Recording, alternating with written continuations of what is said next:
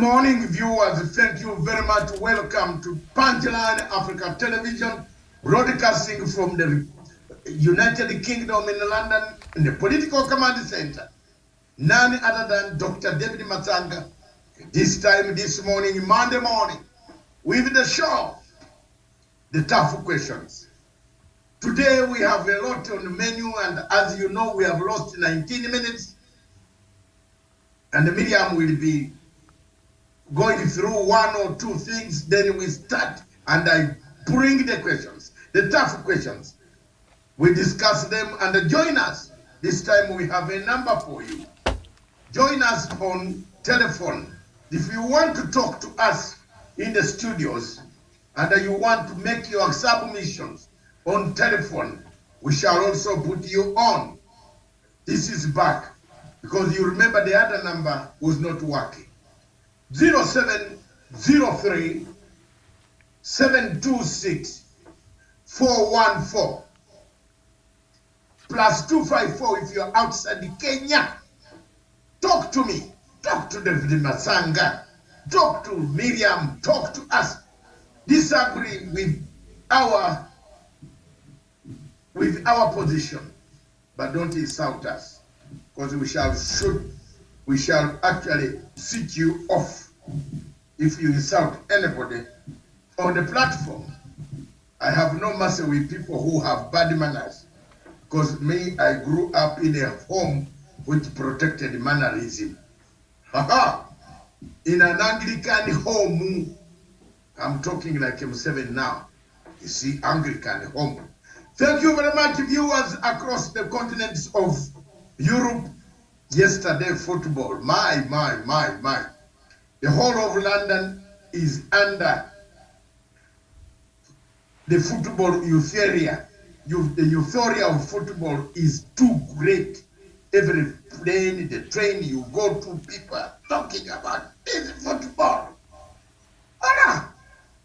Oh, These are the questions, the tough questions that I'm going to answer. One of them includes football. But for me, what brings me out, what makes me more happier is Miriam. The teams that I predicted will land, they have gone. I told you, your African champion is only a champion on Africa because there is corruption.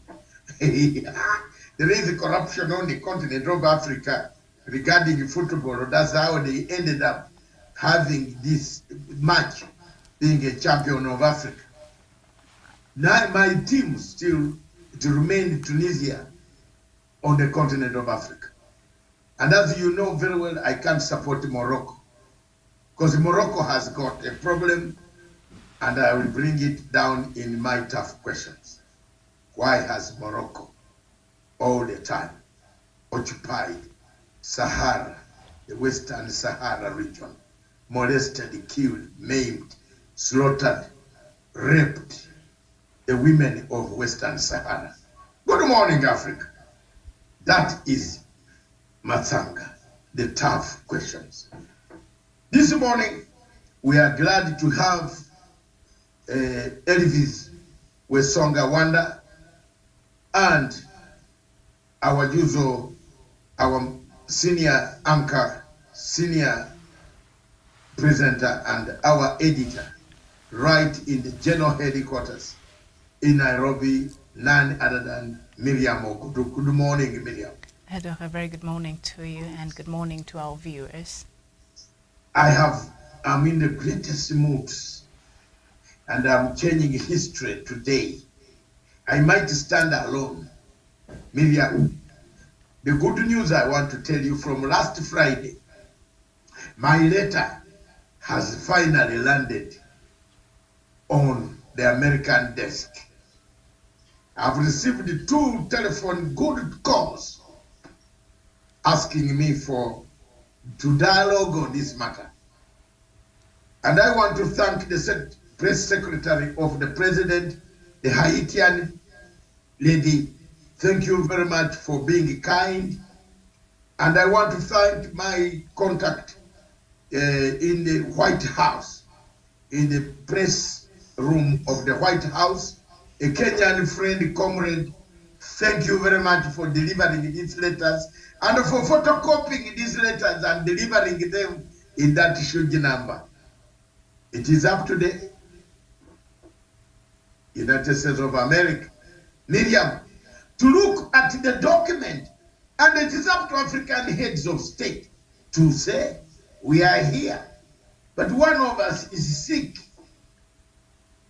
and the medicine is in front of us. Can we sort it out? Tell us what is the problem. Why did you put sickness on one of our brothers? That's all I'm saying. I don't need to write good English. After all, I'm not English. I just studied English. Yes. And my English was not Ogundipe. In case you think Matanga has a certificate of Uganda Examination Board, no! I have an East African certificate of education. Today, let me tell you. But what's wrong with the Ugandan Education Board certificate? I don't know. Because they studied Ogundipe. Okay. Dr. Matanga did not study Ogundipe. Dr. Matanga studied J.A. Bright. And I'm telling you, frankly, what will you do? My certificate is East African Certificate of Education, 1974. Well,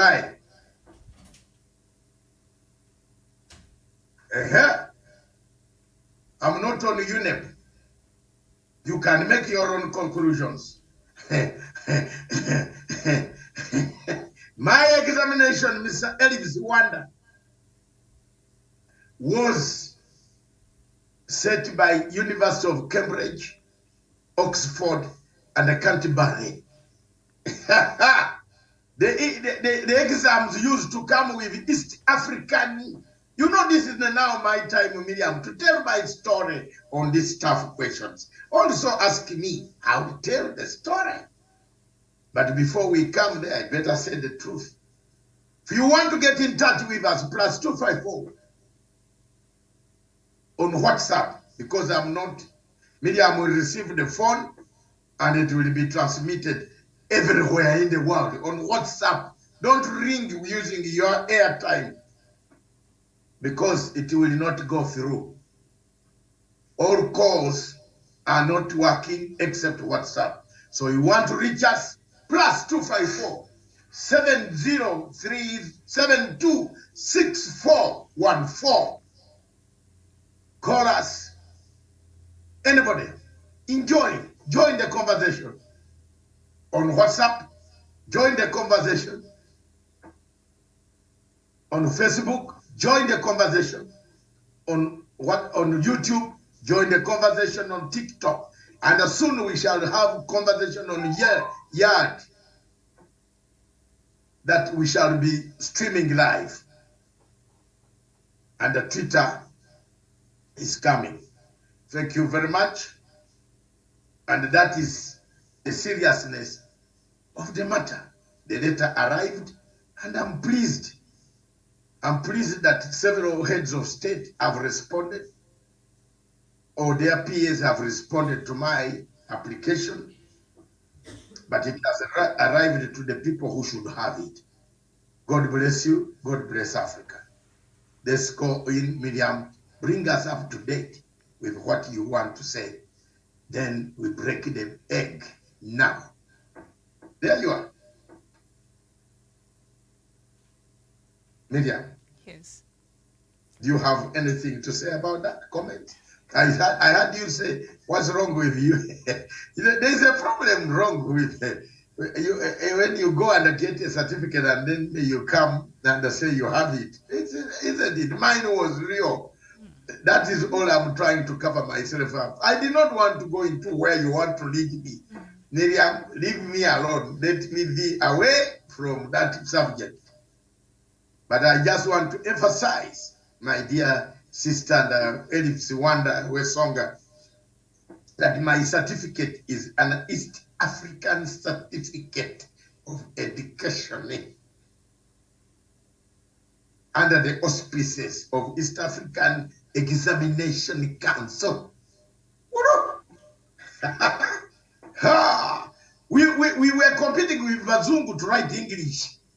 In fact, in my class, we had six Wazungus, 12 Indians who had remained.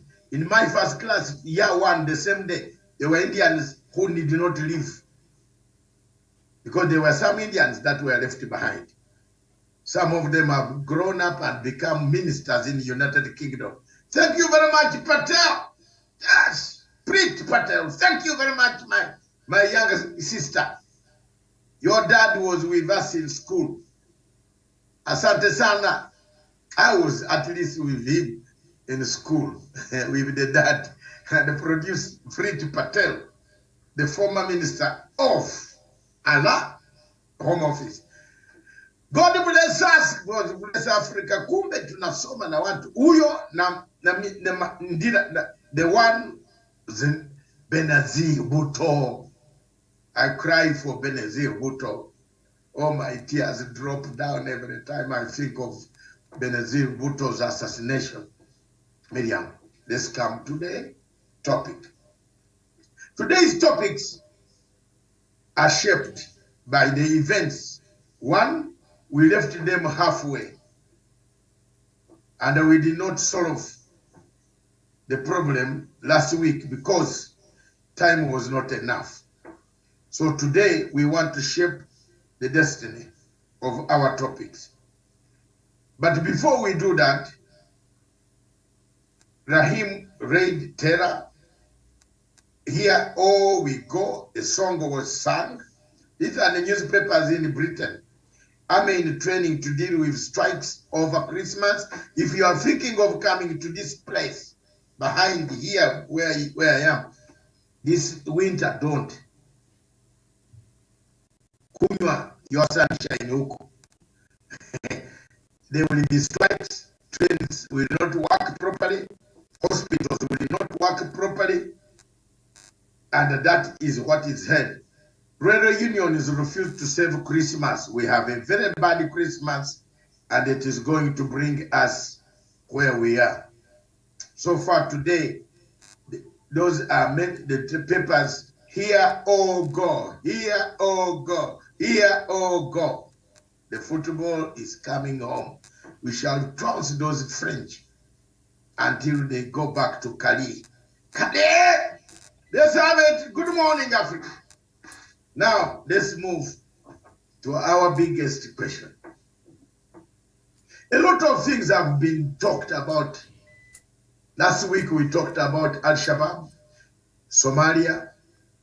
We were left with the question, Miriam, how Al-Shabaab can have food labeled, distributed by them, and the government has no food. No, so many calls have come on this issue. I don't know whether you have also equally received quite a few calls or a few writings on Twitter and Facebook. Our comments were very clear that there is still a force that gives Al-Shabaab a landing base, and that face is from Eritrea. Me, I have always been frank. How does the food come from Saudi Arabia? We've marked Saudi Arabian oil. How does it arrive in Al-Shabaab areas?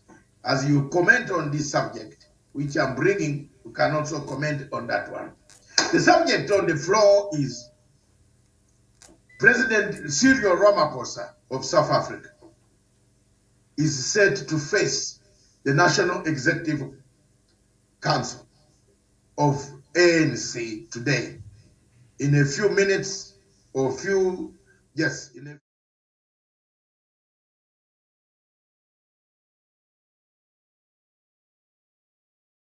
for me, as much as I want everything and I work to get a better Africa, I want to go back and find second thought. Why is it that all political parties, the old political parties in Africa, crumble the way they were formed? Why is it that KANU in Kenya has remained with one MP or two or three. Why is it that TANU in Tanzania, if it was not changed to Chama cha Mapinduzi, where would it be? Why is it that Uganda People's Congress in Uganda has only remained with a building in Kampala, but the occupants are missing? The membership have run away. Why is it that ZANU-PF is strong? Why is it is the Conventional People's Party in Ghana of Kwame Nkrumah has remained with the name on the ballot, but the party is gone? It rarely gets even one candidate. Why? Why is it that in Somalia, the parties that had brought democracy before independence was granted, they all went down? Why is it that in Nigeria, the first party of Baba Tafawa Balewa, the first prime minister assassinated by General Aronsi, why is it dead? That is the question. And why is it that ANC always reaches a point, last term of office, their presidents stop near Robben Island. They don't cross over to Robben Island. They come back or they fall in Indian Ocean. Is it a curse? What cursed us? But behind all these things, Miriam, there is a Pandora box that we have never seen. How Mr. Cyril Ramaphosa was fixed. Who fixed Mr. Cyril Ramaphosa? And I want this clip. I hope the guy is working on it. Who fixed Cyril Ramaphosa? Was he fixed? Yes. Who is the first sinner here? Who is not a sinner? Throw the stone. How many in Africa, Miriam and Elvis, how many people carry that type of money in their jets? Oh, I've reached there. How many people in the world? How did that money leave Sudan into all the way? How many buffaloes was it supposed to buy? Was it, is a farmer of buffaloes. He has sold his money. He can choose. He has a right to choose whether to keep his money in his home. How many of us in Africa who have not taken money to, no, let's be honest, Elvis. Where you are, you have an account, but there is some money in the house. And don't tell me a lie. You are looking at me with this eye. I know you are not going to tell me a lie. There is some money. Miriam, where you are, there is some money left in the house. It depends on your level, on whether you're a president, whether you're a minister. If that money was got from your maize, you keep it in the house. You never know. By the time you go to the bank, earthquake would have struck and your children might not survive. But you can die, but you have given the children to get a car next door to go. Wasn't it what could be? I'm not going, if I'm brought into as a lead counsel or one of the counsels for Zuma, for Cyril Ramaphosa's case, those are the questions I'm going to ask. And now doing my profession, a PR man, my late person who taught me public relations. Sir, You are gone, but you left me with 1-1. He told me all the time, David, when you want to represent people, represent the toughest client, Max Clifford.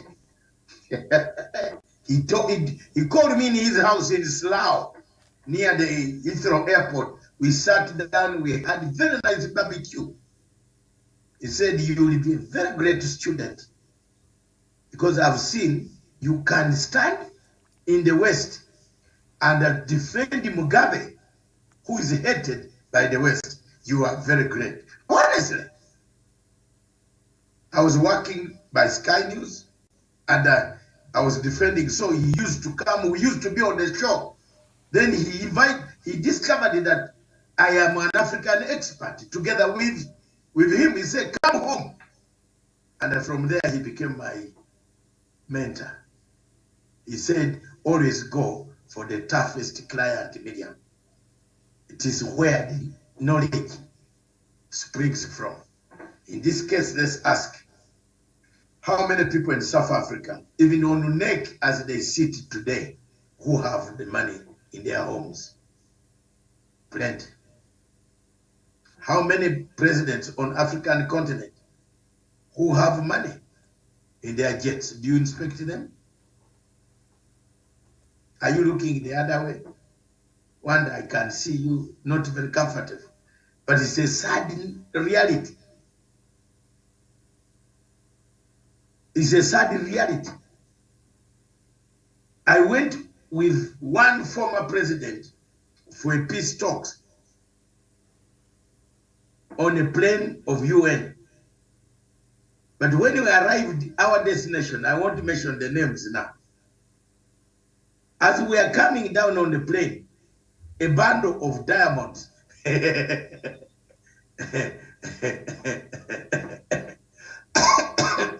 fell down. And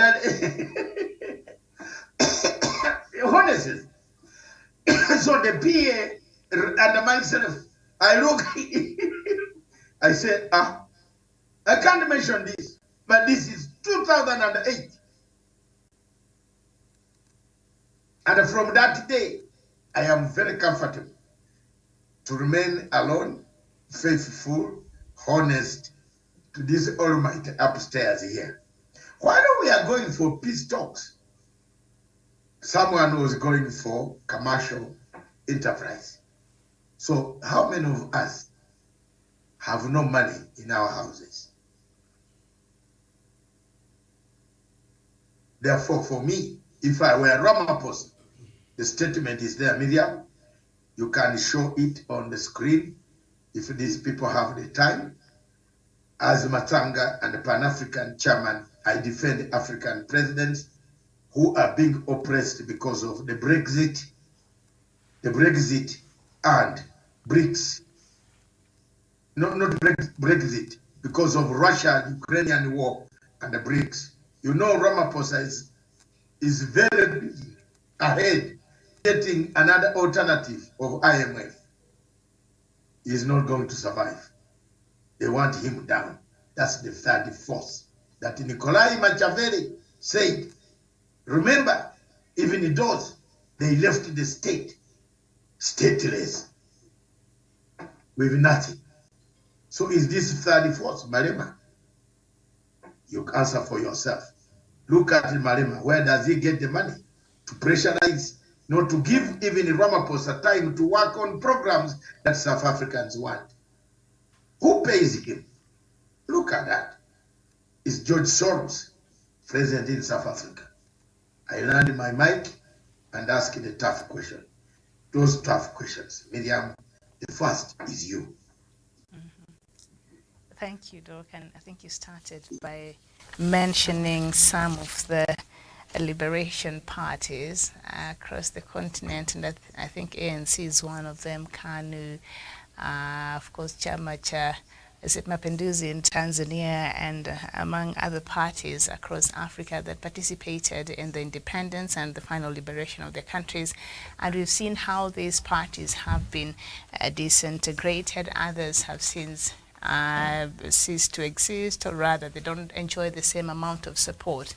as they used to. And perhaps, I don't know if these parties are under attack, or I don't know, perhaps it is just the dynamic nature of democracy and politics that demands for change. And because it's an evolving thing, so maybe these parties are still stuck in the past. They're not able to evolve properly and keep up with the times. So perhaps there are also other forces behind it who might not want to see the ideals and some of the things they stand for continue to be propagated in the countries. But I think a lot of it has to do with the dynamism and the evolving nature of democracies here in Africa, and also the politics of the day, where politicians will just align with the new parties or new sides they feel serving their interest. And so that also could be just one of the reasons why. Ramaphosa, I think the problem is not even because he had the money. The issue is the money was stolen, but he refused to report to the police that his money was stolen. Instead, according to this report, they are saying that his workers abducted the thieves and also paid the thieves the shush money to be quiet so that they don't report the amount of money they had stolen. So it is, your money was stolen, but you refuse to go report to the police that your money was stolen. I think that is the issue here, that whoever that is seeking to go after President Cyril Ramaphosa is trying to use as the reasons to why he might have committed some offenses is, if your money is stolen, then you have a duty to go report to the police. That is what they're saying, but you failed to do that. So if my property is stolen and I refuse to go report that to the police, then that should be my problem. But because I think the position in which he holds as the president, and he has disputed the amount of money that was found in his farm. He's saying it's not the 4 million that is being reported. It's a couple of hundreds of thousands of US dollars, but it's not exactly the money that is being reported there. So he's received a lot of support for some of the leading figures in the ANC party, but nonetheless, he has said he will not be resigning. So his fate, he's waiting to see the decision the ANC, shall be making. But a lot of this, I think, is quite timely, as far as we know that the ANC is going to its elections, and we know how the politics in South Africa works. So if they are going to choose again the new leader, and if President Cyril Ramaphosa retains that position as the leader of ANC, so he gets to get a renewed term. So much of it has to do with the upcoming elections. So that has to be it. That has to be the motivating factor. Otherwise, if my money is stolen and my property is stolen and I fail to go report to the police, what does that have to do with anybody? But also, I'm just a normal citizen, but he's the president, and what was stolen also is under dispute here. So I think that makes the difference. But this is just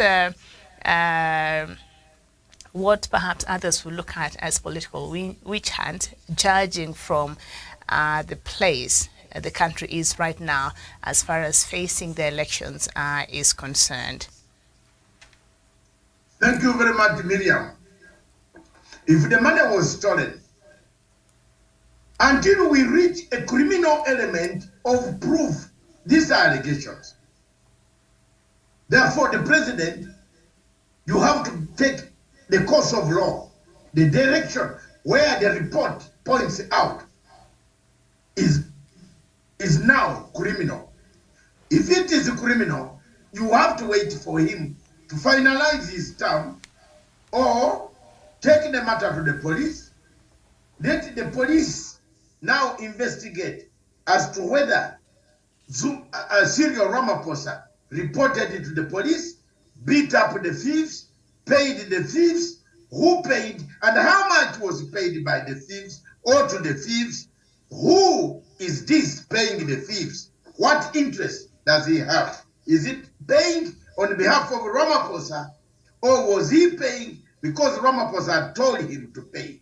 Is he, if this guy, Mr. Alpha Frazier, was the intelligence officer who has become a whistleblower, why did he wait until 2020, then reported the matter? He should also be arrested, because you have also equally committed a crime as a public officer in South Africa. When you see a crime committed and you keep quiet, and then you see politics sinking on Miriam, then you come and say, by the way, I should have told you this. That is where the mistake is.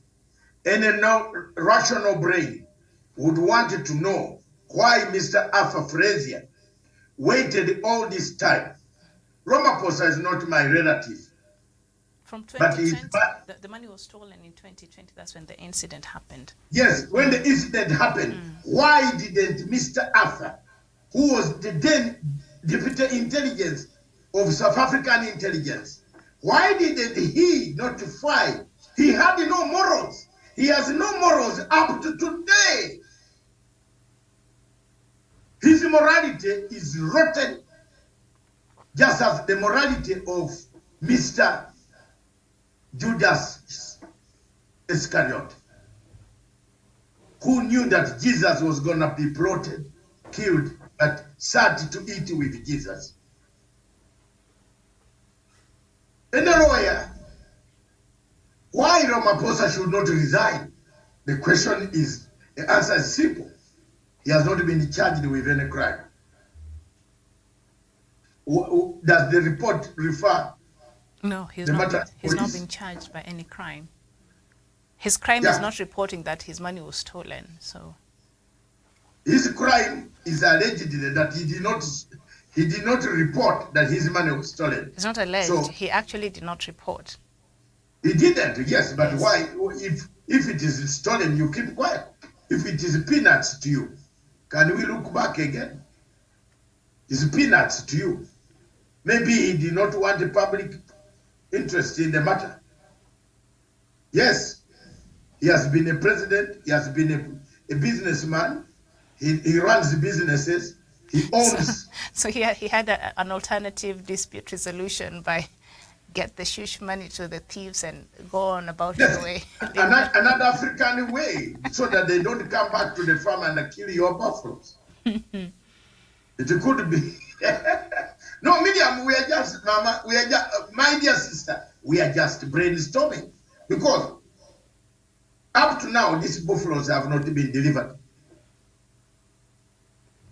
So I was asking my question last time. How much? $4 million if it is allegedly. $4 million. How many buffaloes does $4 million buy? They will buy all the buffaloes in Masai Mara.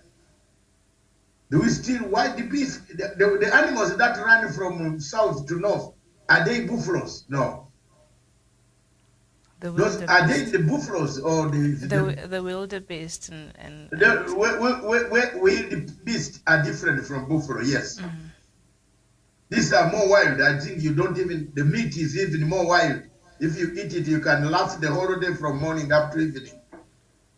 Have you ever seen these mushrooms, Miriam? When you go to buy mushrooms from supermarket, please be careful. I think Wanda knows that. There are mushrooms that make people laugh. You find a man laughing. You ask, what is the problem? He has eaten mushrooms. So some of these mushrooms that we are posing today, I'm going to make a meal for my wife or for my husband. Be careful. You might laugh the whole night. So, Mr. Residio Ramaphosa had a right. Either keep quiet. It was not a murder case. If it was a murder, somebody was killed, then you can blame him. But this is his property, which he decided not. And where the Central Bank of South Africa has not said there was some money missing. But in some African countries, people say there is money missing and you know where it is. Here, the Central CBK not CBK, the one South African Reserve Bank has not reported any dollars missing. So if these dollars, where are the dollars right now? Wanda, where are the dollars? These are tough questions. Where are they? Are they with Mr. Ramaphosa? Are they in the bank of one of Ramaphosa's account? Has it been confiscated by the police? Are they with Parliament? Where is it? Anti-corruption has got it. So why should the president resign? Sawanda, as I drink my tea and I listen. William, first of all, Wanda, wait, thank you very much. Yes. You are not very far from where I am, because the only thing we differ is he did not report. This is by that's a minor offense. You can choose to report or not to report. I hope you are recording all these things. I wanted that tape to go to Ramaphosa immediately today, because I have spoken to some senior authoritative South Africa. We don't need a democracy which we kill every day. Africa has to learn. Tony Blair is walking free. He sent troops to Iraq to kill people. That country was more fruitful if we only took out Saddam Hussein. They sent troops in Libya to destroy Libya. That country would be fruitful to Africa. The oil would be flowing if we only took out Gaddafi.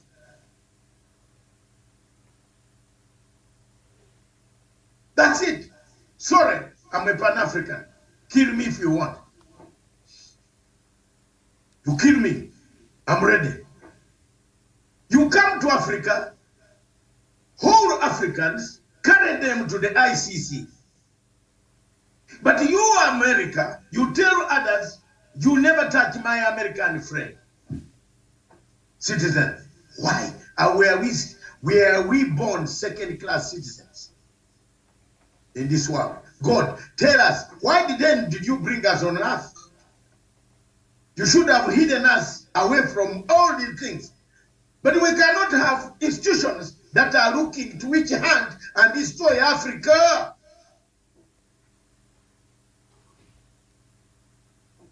That's it. That's a Pan-African view from me.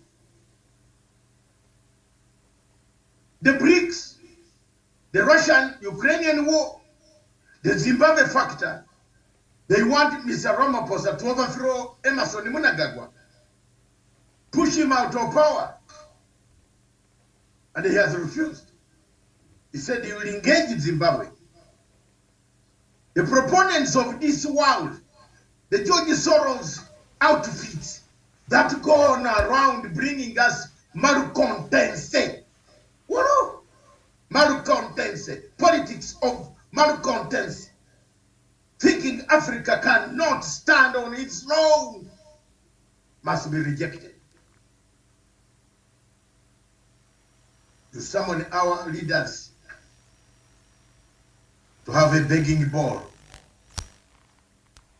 And yet, the Chinese come with their cash. They are not very good either. They come with their cash and they want to take our property later on. They are not good either. So, God, why did you bring us on? Miriam, why are you in hell? And why do you want to go to hell when you have already suffered in hell? We are here. Miriam, you want to say something? Say. Yeah, Africa is not hell. Africa is a beautiful place, and I'm very, very proud to be here. So I will not call it hell, but we have problems. No, I'm calling it literally hell in terms of, let's say, infrastructure. Yes. Corruption. It's not that. Judiciary. No, look, the judiciary in Africa, we open up wounds Yes, a lot of things needs to be worked on, and that is for sure. But I will not support the narrative that is being pushed by the West to paint us as the worst thing that has ever happened in this world. So Africa is still a beautiful place, and I'm proud to be an African and proud to be here. But we need to keep pushing for what we push for, Dog. That is not the West. I am an African. I'm not pushing the narrative. I'm just saying I will not join because that's what they say of us. So I will not support their narrative. No, not what we say. That's the truth of us. Yes. We are on hell. we don't have even drinking water, yet we have plenty of water. Yeah. Are we not in hell? But that is no. You can argue your way if you want. Yes. No, we're just having a conversation. We're just having a conversation. That's we're not okay. Arguing. But Miriam, you can argue your way you want. Yeah. But the problem also a point here that you have Lake Victoria, plenty of it surrounding Siaya. We have problems. We have challenges. Can I finish? Yes. Then you can come. Maybe I listen to you. Then we have Wanda. My point is this.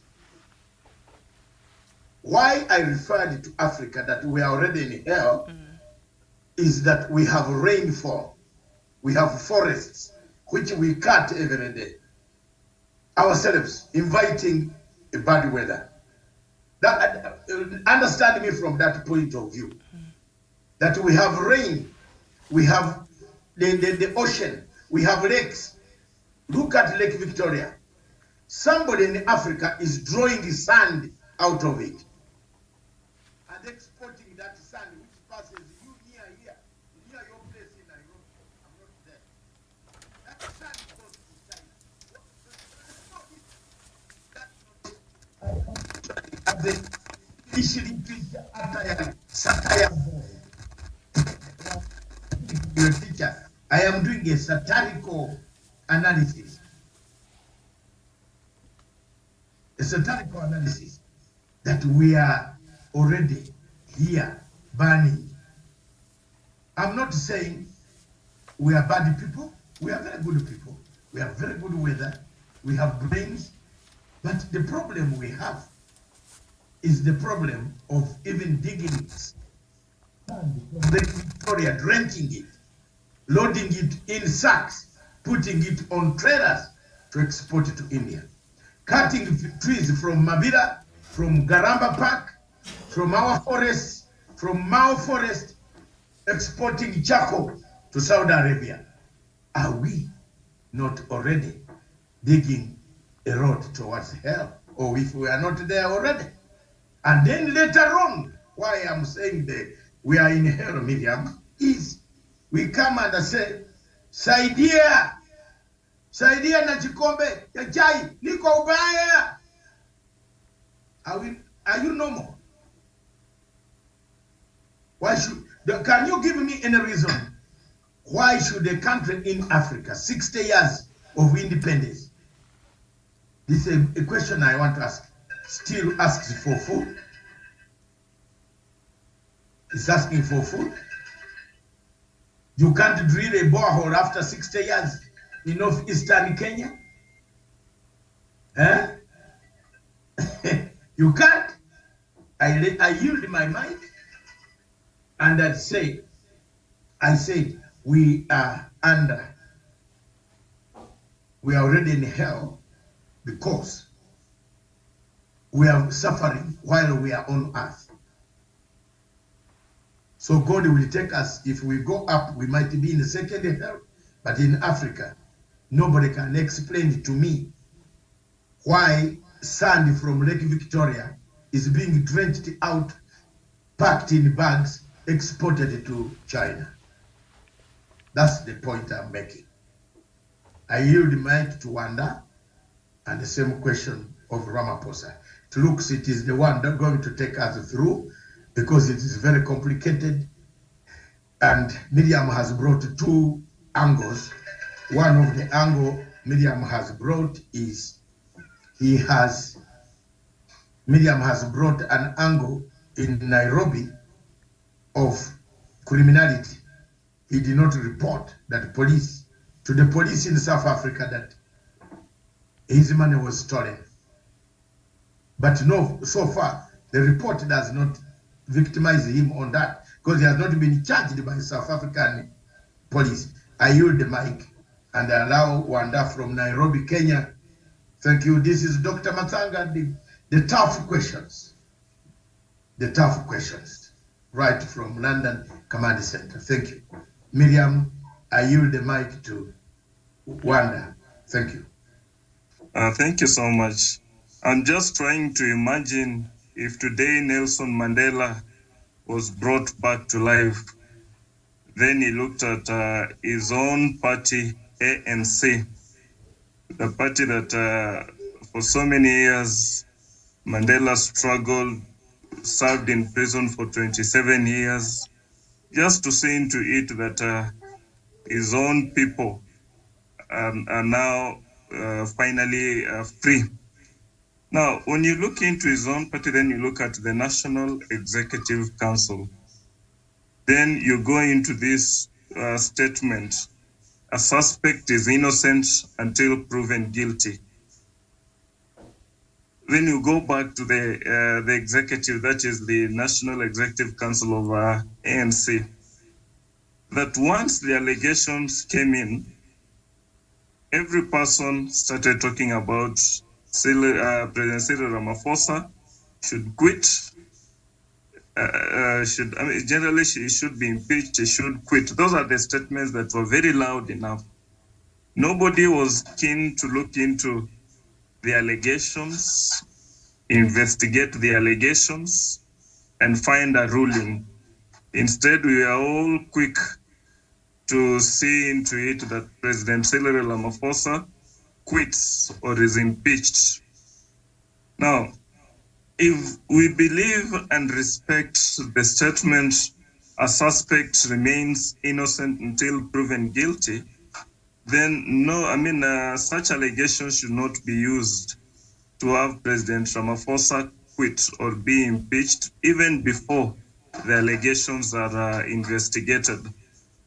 Number two, if today Cyril Ramaphosa will be impeached or will be removed from the presidency, there is a bad example that will be set that will be very dangerous to whoever assumes presidency after President Ramaphosa. That chances will be very high that whoever assumes presidency after President Ramaphosa will equally be impeached. Therefore, it will only be a case of you find an allegation, then you impeach the president. Therefore, from where I stand on this big question, I stand on this statement: a person remains a suspect until proven guilty. And if that statement cuts across all the citizens, then it should also affect the President Cyril Ramaphosa. It could be a mistake or it could be a mischief that we don't know on the reporting of the matter. It could be an agenda was being hidden from the public domain. If the agenda was being hidden from the public domain, that we should not be able to know what happened, and it's actually true that the allegations are true, then let us give them chance to be proven true. Let us not be very quick at asking Ramaphosa to quit even before the allegations are proven. We will be killing this statement innocent until proven guilty. And the other thing that will be happening here, or the other thing that I'm looking at this, if indeed this is democracy, the Western democracy that we embraced from the West, then the Western democracy is bad. If indeed this democracy says that when one is allegedly perceived to have committed a certain offense as a president, then he automatically or she automatically quits the office or is impeached even before the allegations are proven, then that democracy is wrong. That democracy is not good for our people. It is an allegation that will forever make us go round and round, and we will never grow as a person or as a people. I yield my mic. Okay, thank you. Doc, back to you.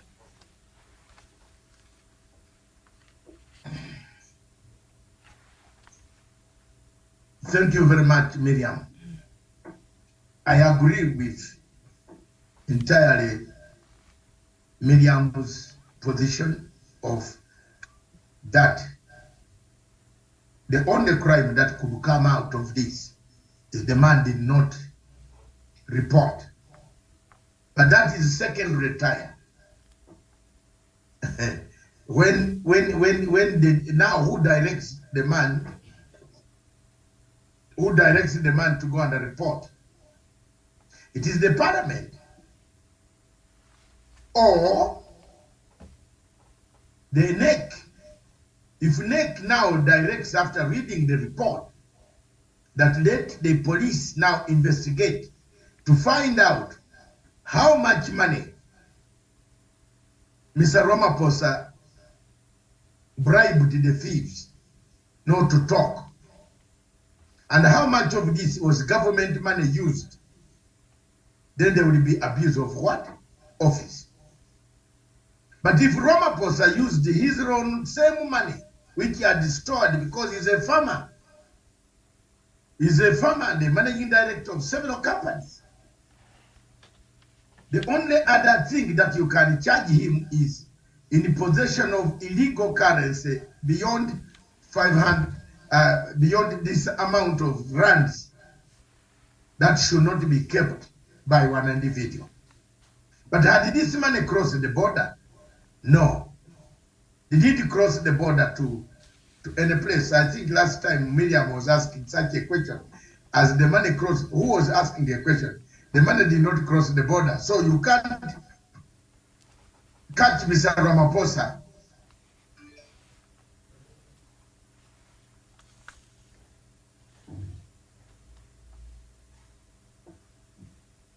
You see? The thieves were arrested in another country. They had escaped. Yeah, if those who are arrested in another country, where are they now?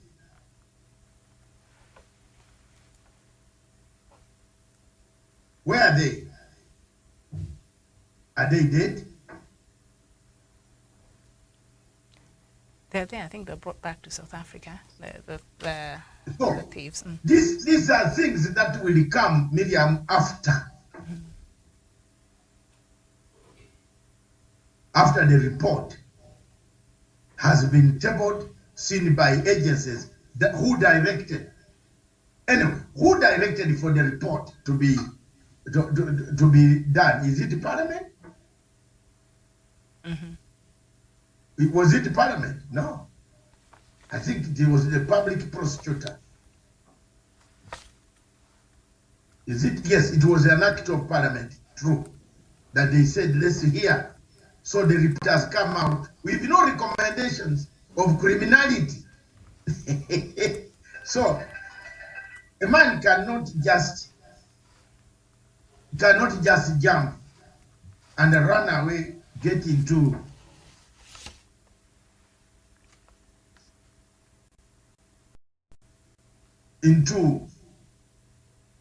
a resignation point and yet all of us who are criticizing him have money even in the house, including me.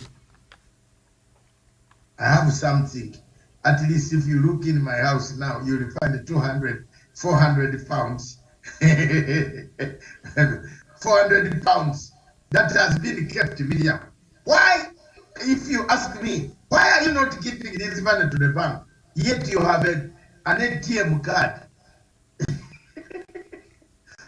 You will say, I'm keeping it for something.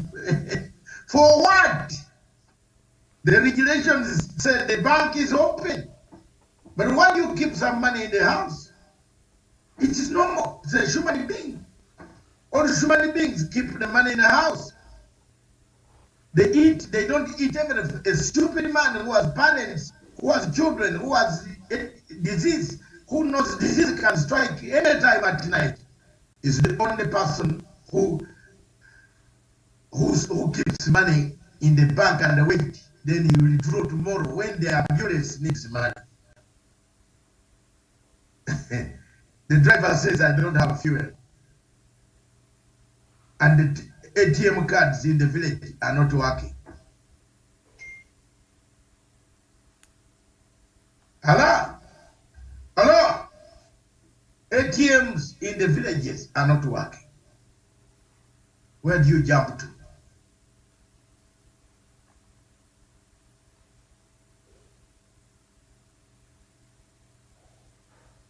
Thanks. Let's move. I believe Miriam has. We have another few minutes. We have minutes. Miriam, you have today. You must have collected a question about Africa and the stories coming out of Africa from your different view. I understand some latest news coming out is that the military in Burkina Faso has suspended broadcasts. Is there another military coup? No, they've suspended the broadcast of France's radio station RFI that is very prominent in all French-speaking countries and former colonies of France. So they've suspended, and it is the second country that has. Mali already did a couple of months ago, so Burkina Faso is the second, because they're saying this radio station is propagating some, announcing things that are not true as far as what is happening in Burkina Faso is concerned. So they have suspended, the Burkina Faso's military government has suspended the broadcast of France's RFI radio in the Sahel West African state over what it said were false reports and giving voice to Islamist militants, a statement from the government said on Saturday. The statement said RFI on Saturday broadcast a message from a leader of a militant group in which it threatened the population, and it added the decision to suspend its broadcasting was made without prior notice and without the implementation of the procedures put in place in Burkina Faso's communication regulator. RFI Afrique Radio, which has one of the largest footprints across French-speaking Africa, added it will explore ways to restore its broadcasting. So what the military junta is saying, led by Captain Ibrahim Traoré, they're saying, this station is giving voice to the Islamist militants that they've been trying to fight, and that France was also fighting and could not help in bringing them down. So that's what they're saying. But I think this is just it's just an excuse. I think even for Burkina Faso, the relationship between them and France has been sour. And so perhaps they're just looking for ways to distance themselves from the French. Miriam, one thing comes in today as you speak. It is very sad that things are turning ugly for the French in territories that they thought they had taken grip of. Previously, Burkina Faso has been the territory which the French started a method of overthrowing the government. They overthrew the then elected leader through Thomas Sankara, who turned on them and brought in new changes that they did not want like him. They also watched Thomas Sankara being assassinated, and then those who assassinated Thomas Sankara had safe haven flight away, kept them for years until last year when they were sentenced. And then after that, my dear sister, they come up and they say, we now want to regain our foothold in Burkina Faso. The younger generation that has suffered through all this brutality has said no. Do you envisage any, Miriam, the question and the two under, do you envisage that this is exactly the reality that is going to happen in Africa? Whatever is happening in the French territory, don't you see it replicated elsewhere?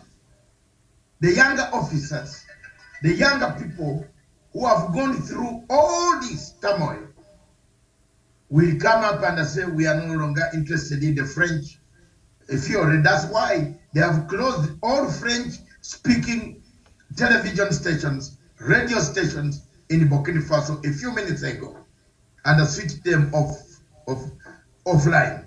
No more broadcasting French in Burkina Faso. Are you, as a person, as an African, wherever you are across the country, the tough question, one of the tough questions I'm posing, don't you think, or do you think in the future, younger generation will replicate what is taking place in Burkina Faso, Mali, Guinea, come up and say, we have had enough? Because if you tell me 60 years after independence, you don't have a borehole in your own village, and you continue begging for food when water is underground, sleeping near you, is Africa normal? Miriam, thank you. What do you think? All right. If the future generations will replicate what is happening in Burkina Faso, well, I think from what we've been seeing in the Francophone countries, I think they are trying to distance themselves with a stronghold, if I can use that word, that France have been having in its former colonies. They're trying to just fight for as a breathing space and for them to be left to decide their own matters, which I think is a wonderful thing. But the problem with that is that they're trying to fight France to leave, for them to make their own decisions and act as independent states. But at the same time, they are inviting other external forces to come in and mingle and meddle in the internal affairs, which in the future might pose another problem. So I think that is the quagmire these countries find themselves in, and Burkina Faso is no different. So before you know it, you will hear we have another Western force that is there now trying to help the government of Burkina Faso, like we've seen Mali. The relationship with France has been sour, but on the same token, the Russian mercenaries are there from the Wagner Group trying to support the security details of that country. We've seen how that has been working out, Central African Republic and others. So you wonder, these reforms and these changes and and what inspires even some of these military coups, are they meant for the good of the people? What really is the motivating factors, these things, decisions that they're making, are they really for the good of the country, or they're just being used as pawns in the greater proxy war that we see play out in Europe and now has been exported here in the country? So we have to be, I think, very careful. And as you know, as our democracies continue to grow and become dynamic, and a lot of young people become more aware and are now actively participating and want to be included in the decision-making processes in the African countries, I think there are Africa is at a crossroads with itself, with the younger people yearning for better, with the younger people yearning for change. So might we see a situation where some of these things might be replicated? Absolutely. If the leadership does not rise up to the occasion and listen to the voices of the younger people and listen to the voices of change and see how they can do things differently, then the agitation will continue. So that is the reality. But at the same time, what are some of the forces that are behind what we see, and what are the motivating factors that we see in some of these decisions and changes being made in this country? And in the case of Burkina Faso, I agree with partly what they're doing, but who is behind this move? Because there's always somebody there who is a puppet master, who now Miriam, why don't you Yeah. said there is a third force. There is that. So if this decision was plainly made by the Burkina Faso people, I have no problem because they do have a right to decide their own. But you can't be getting rid of one problem and inviting another one and pretend that you're trying to get change. That is not how that works. So I think it's a zero-sum game. And in the long run, it's just geopolitics at play here at the expense of the security and the people of Burkina Faso. Okay. Wanda, thank you very much, Miriam. That is true. Because all the time, there's a third force. There's someone silent pushing. And maybe the people pushing themselves are on the committee. They are working for some interest. They are not working for the interest of the people of Burkina Faso. And that is the unfortunate truth. That's true. That's the question. That is the answer. The interests of the people of Burkina Faso, are they being served? Yes or no? I don't think they are. Yes. Wanda. From what I think, I'll go back to the words of the Deputy Prime Minister of Italy in November 2018. The Deputy Prime Minister of Italy, that is in 2018, Mr. Luigi, he ended up accusing France to impoverishing, making the west of Africa or their previous colonies poor. And when I look into what is happening in Mali, I look what's now happening in Burkina Faso, I feel like if there is some other forces involved, then these are the forces that completely want to push out the French authority or impact in that is their previous colonies. Or it could be a case of because we have been talking about it, they have seen their region or their countries experience a coup after another coup. It could be a case of they feel like France has been party to this and the challenges that they have been facing. And it's a case of now you've had enough of you people. We don't want to get involved or we don't want anything that is associated with you at all. And therefore, it could be two things. One, the younger generation is now tired and want a total change. They don't want anything that is associated with France. And that's why even the language is now an issue, that you do anything that you feel like is associated or attached to France, we don't want it completely. Or it could be a case of some other new forces from the from the outside world being interested to replace France in her previous or her former colonies.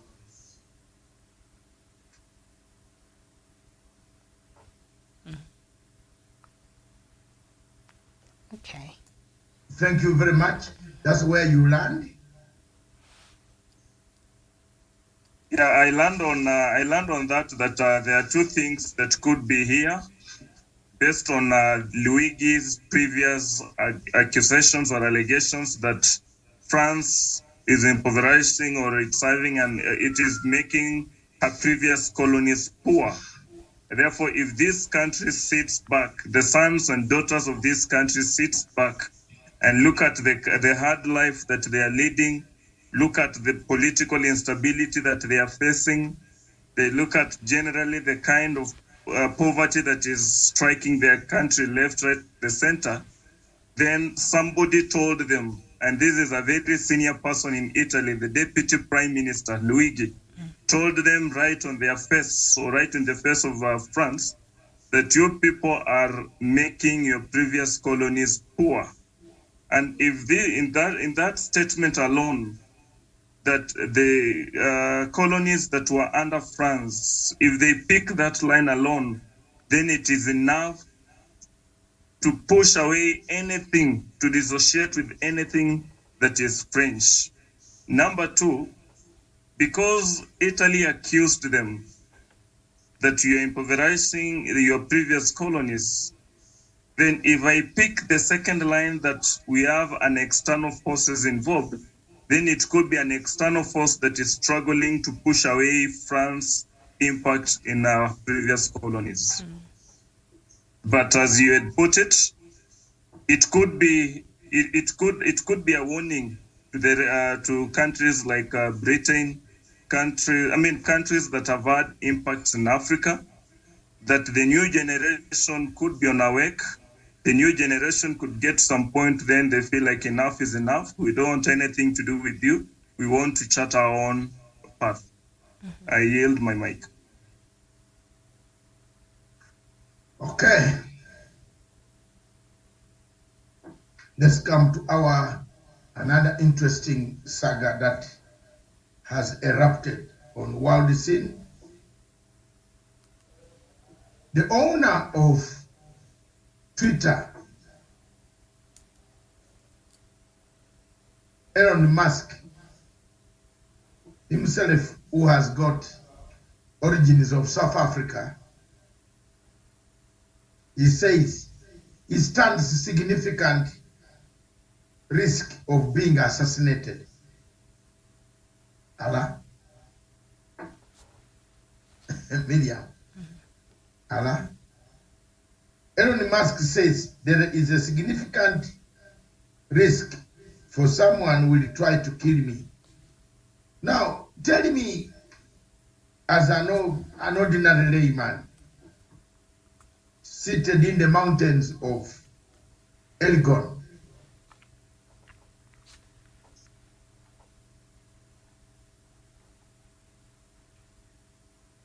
who would like to eliminate this man? Is it because of his money? Is it because he has links with an African continent? Or he has brought radical reforms?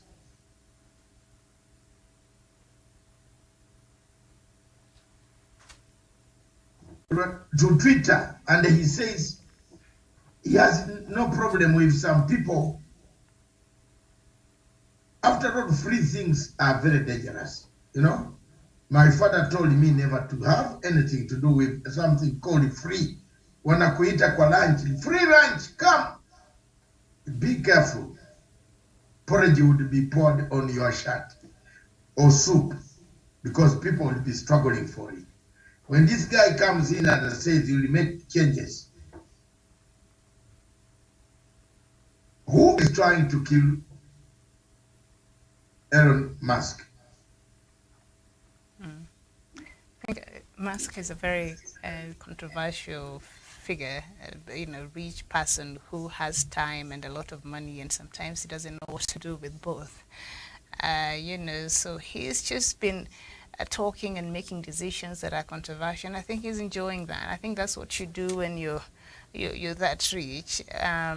So he was having a conversation with in the Twitter space actually, and he's saying because of the decisions that he's making, there is a high possibility. He's not saying there's actually a person that perhaps has a target on his back, but he's saying, because of the decisions, erratic decisions he's making, there's a possibility that somebody somewhere might not be happy. So I think you're saying it's quite significant that somebody who is not happy with the decision he's making might want to take him out. So he's saying he's careful. So there are things that perhaps he used to do in public that he will no longer do that and all that.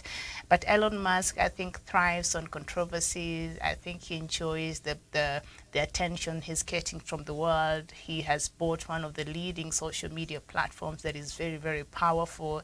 And so these are things he enjoys. That's Elon Musk for you. And I said, you put in a billionaire and free time. What do you have? Elon Musk. Yeah, but he's saying that he wants to release all the things that were hidden.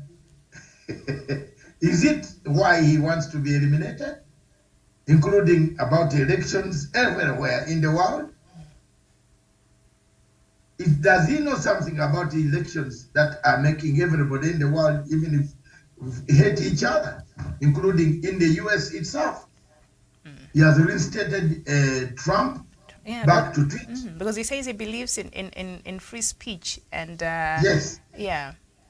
And he does not want to control, what people say, regardless of what it is that you have to say, however toxic. Yeah. Yes. He wants everybody to have enough. Yeah, and free speech. Fettered access to everything. Yes. So someone will take him down. What do you think? Wanda. It is true. And in fact, any other time someone comes with such a statement, like my life is in danger, someone is interested to take my life, I always take such statements with the seriousness it deserves, or they deserve. One, I love some few examples of persons here as I lay my points. We once here in Kenya had these two people, Artur brothers. When the two brothers came in, the retired Prime Minister Raila Odinga was too quick to tell us we have two people here and they have a hidden agenda, in the sense that probably they came in for an agenda or a mission that was not so good meaning assassination. We had this other individual, Jacob Juma. Jacob Juma once told the world that we have, I'll not quote the names, that my life is in danger, A, B, C, and D. Then it came, is normal. Now, Elon Musk is holding a very powerful company in the name of Twitter. It controls, or it has millions and millions of people. Whatever decision Elon makes on the running of Twitter, it affects very powerful nations like USA. It affects democracy of very powerful nations like USA. And it affects the hidden secrets of very powerful persons and nations like USA. It is true. It could make some decision that will be equal to touching a live wire. You touch a live wire, you will be electrocuted, then you will die. Therefore, you should be very careful, because is owning, and the decision that is making, they affect very serious people, very powerful nations. And not every person in this world will want to be talked about in the negative way, or not every person in this world, when they do things that are bad, they want you to talk about them. They only want you to hide them and remain with them. And if he's not in a position to remain with them and instead talk about them, then such persons are likely to harm him. So it is true. He should be very careful. All right. Thank you very much. For me, I think I'll take this statement with a pinch of salt, because there are so many other things that he has equally done. Maybe he stepped on people's feet. And somebody in the statement has questioned, can you also tell us, for example, how did you gather 52 billion, was it? $40 billion? To buy Twitter. Was it 50? Eh? Was it 40? 40 billion, $42 billion. $44 billion, yeah. To buy Twitter. Mm. Did you sell farms? Did you sell? No. Humanity, again, we go to what we said in the first place. We start accusing when we are not accusing ourselves. I cannot come from nowhere here on this television station and say I have raised 100 billion when I did not even win a lottery. So some of the dealings are coming from the back door dealings. The back door dealings that could actually wreck, they could wreck the whole situation of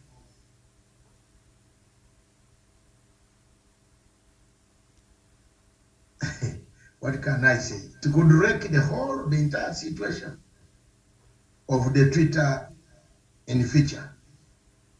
Because he just sacked the employees, He left them, some of them are in Africa, closed offices.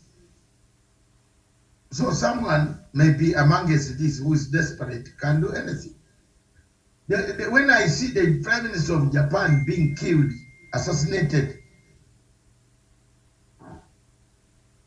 I got shocked in the broad daylight. Someone went and tried to kill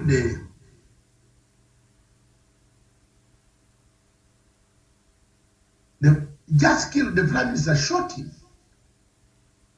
This is a person who is supposed to have security.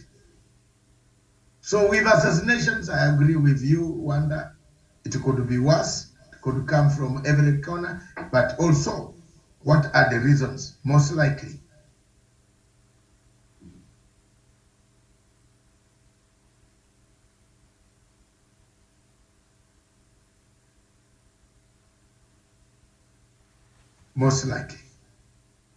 there's someone out there looking for him.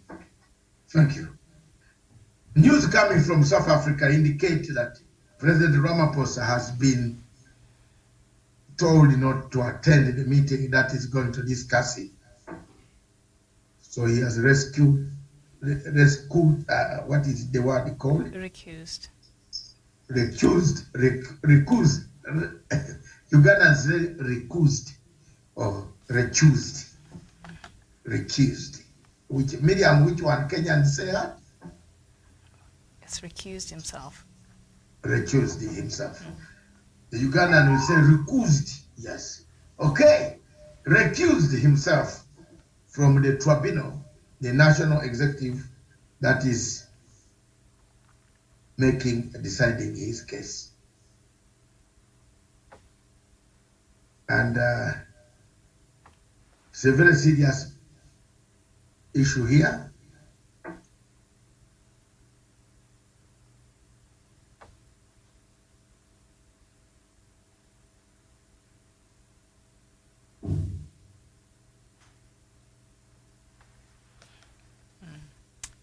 All right. And he's determined. Yeah, he's now going the route that I told you.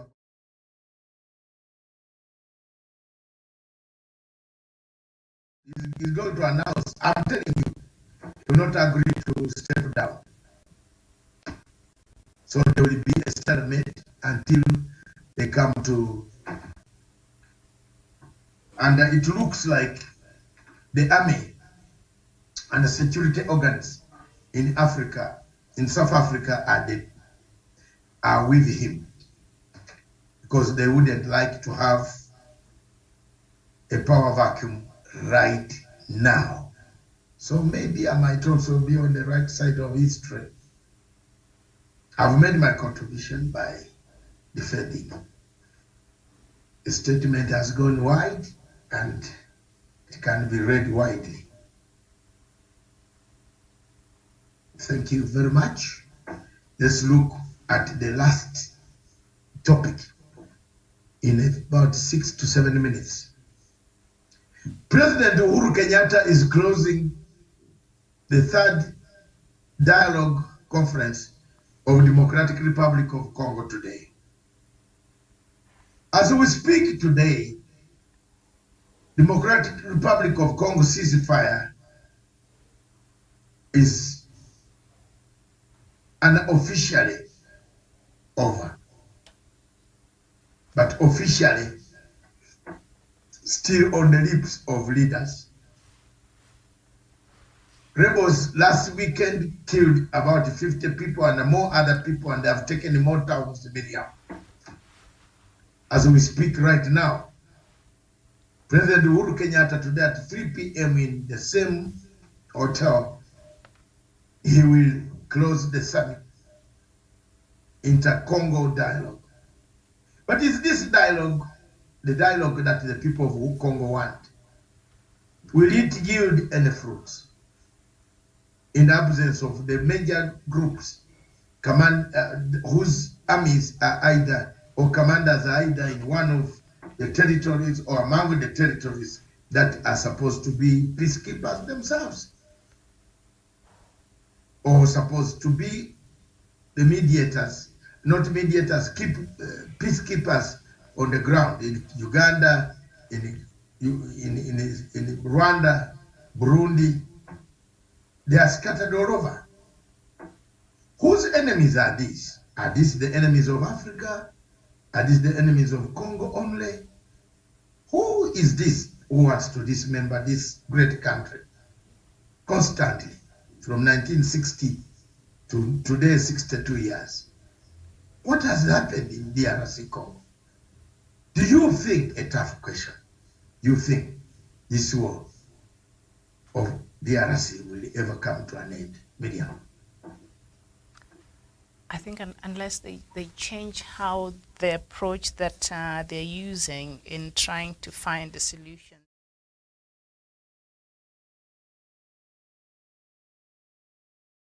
We've been criticizing the mediation process, and we appreciate the efforts that is being led by our former president, Uhuru Kenyatta. And we do understand the mediators can just do as much.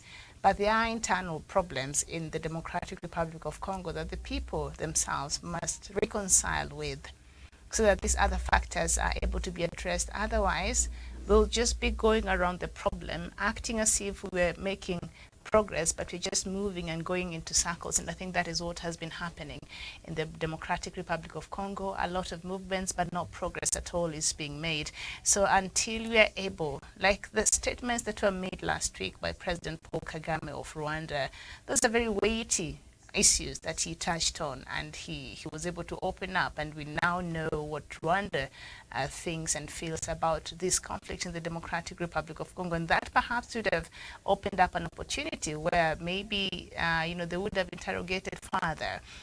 But nobody is really facing the problem head on. So they're skating around the problem. So unless they change the strategy, unless they're really able to hold the bull by its horns and say, this is what is happening and this is how, we are going to solve this problem head on, then we shall continue seeing the senseless killings of people, and DRC is observing 3 days of mourning from Saturday. I think that ends today, of the people who were murdered. The government is saying over 100 civilians were killed. So it is unfortunate. It is unfortunate that this continues to happen. The ceasefire, of course, ceased to be the minute it was violated. And it's just a circus. We'll continue having mediation process, going round and round and round. At the end of the day, wasting time and resources, and the people continue to suffer. So let's look at the problem. President Tshisekedi, what is the problem? President Paul Kagame, of Rwanda, what is the problem? We need to look at the issues and stop going around the symptoms. Which is the disease? We're just treating the symptoms. Okay, we are treating the symptoms in Congo issue. Are we touching the soft buttons, indirect patterns? Have we touched the indirect patterns? For example, backdoor diplomacy. How many of these rebels do we know where they are? Can we start talking to who exactly they talk to? Wanda. I'm developing that skill, Wanda, of asking questions. This is a question and answer series. Have we tried? Do we know where the rebels are? Have we, in winning peace process, Medium, you need to do also informal backward diplomacy. For example, we went to Goma, we went to LRA areas. We had to use people who knew LRA, whom they told us we can talk to Medium because we trust Medium. So we went and talked to those people and agreed and carried them along. That's the process. That's how you do the process. But if we are not talking to informal sectors and we are just doing it in hotel, these guys have been here for almost 2 weeks. They have hammered a lot of food and the bill is huge.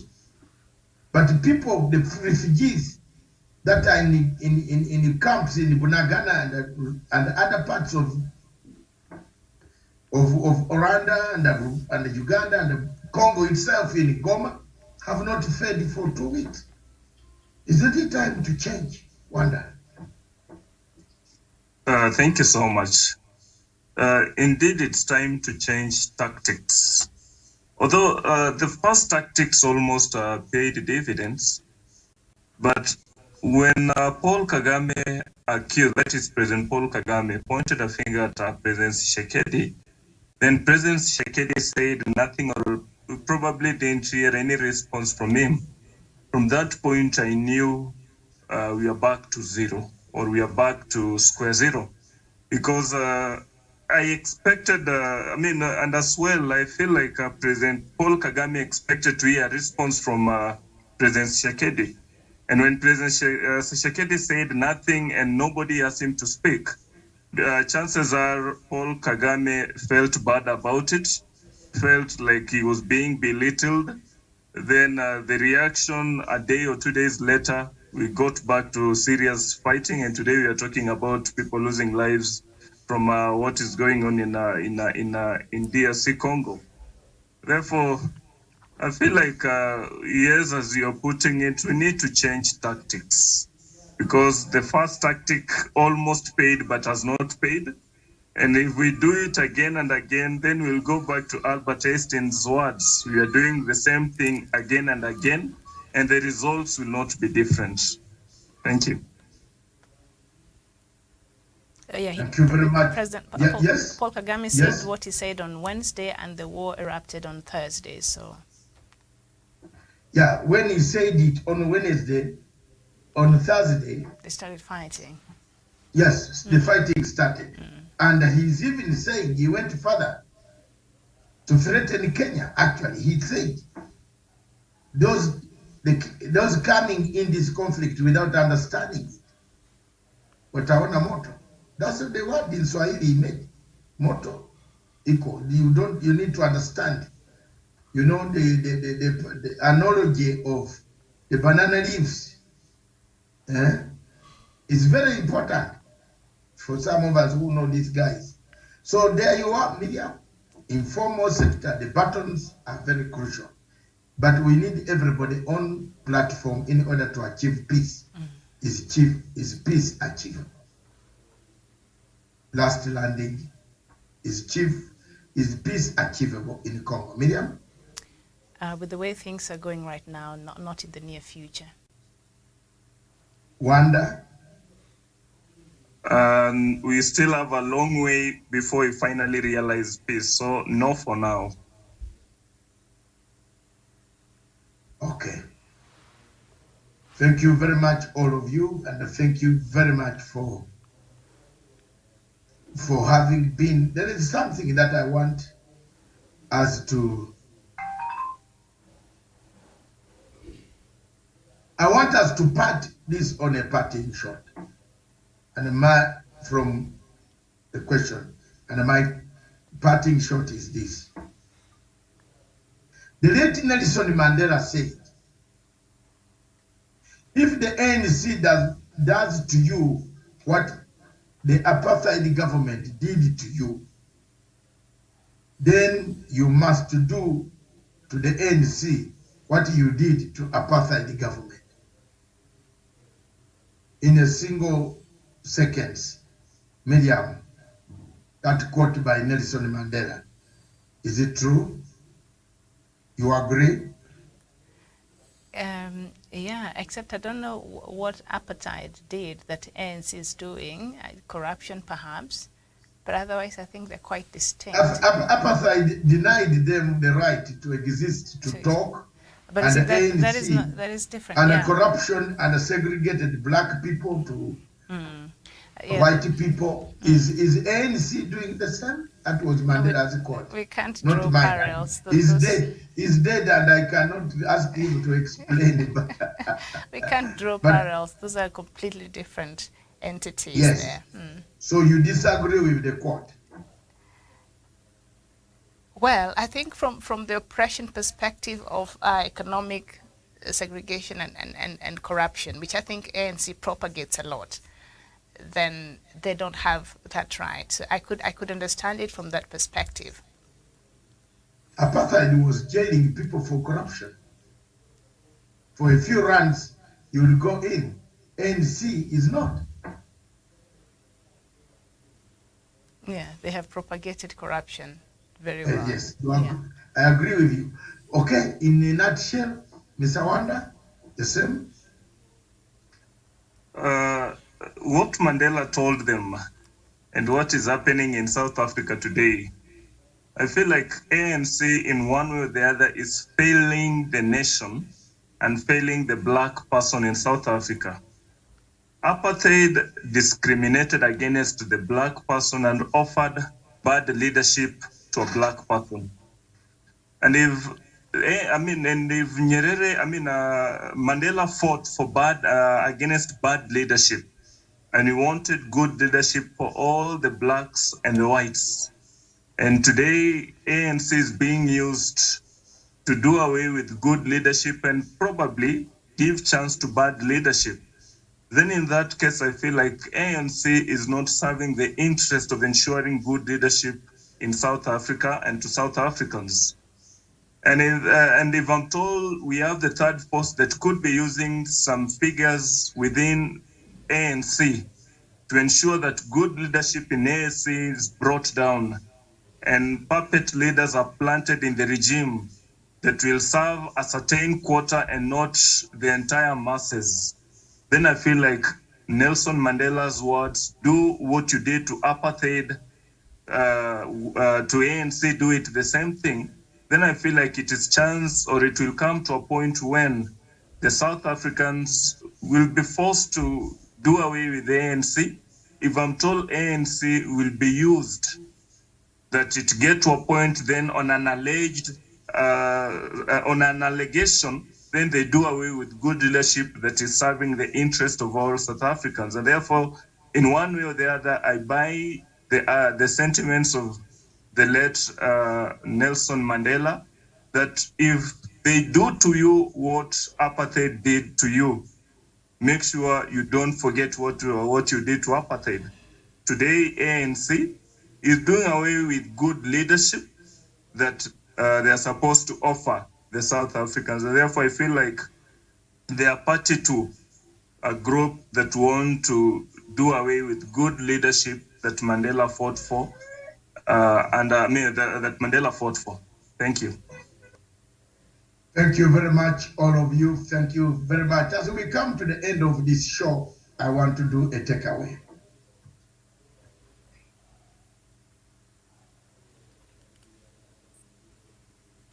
Today in South Africa exists a third force, an invisible third force that has come out to rip apart the ANC. That force has been active since the death of the first black majority leader who came out of prison in 1994 and got South Africa independent. The black majority got that independence. But there remained a third force, a silent force that hovers over ANC every time their leadership at the conferences come.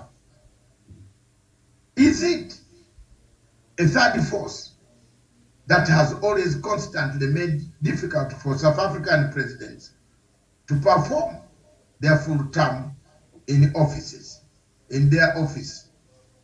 Many of them have been cut short, from Thabo Mbeki, Jacob Zuma, and now Mr. Ramaphosa is fighting on tightropes. Should Mr. Ramaphosa resign? The answer is no.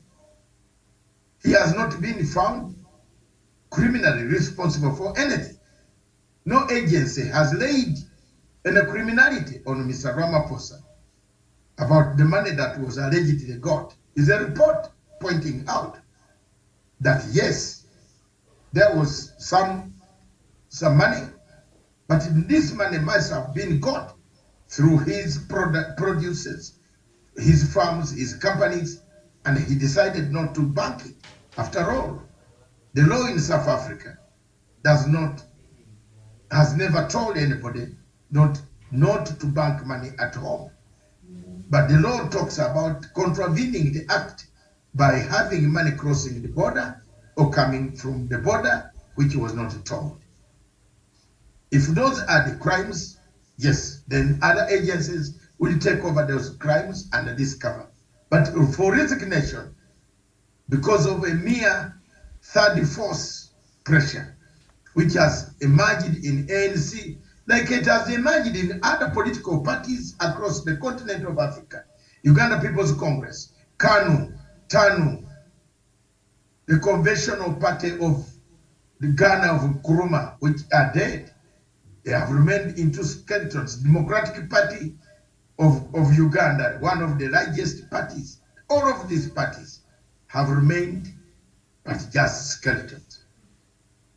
There is a witch hunt, backstabbing, blackmailing of leadership in these parties of ANC and others that have collapsed, which were pre-independence and post-independence parties.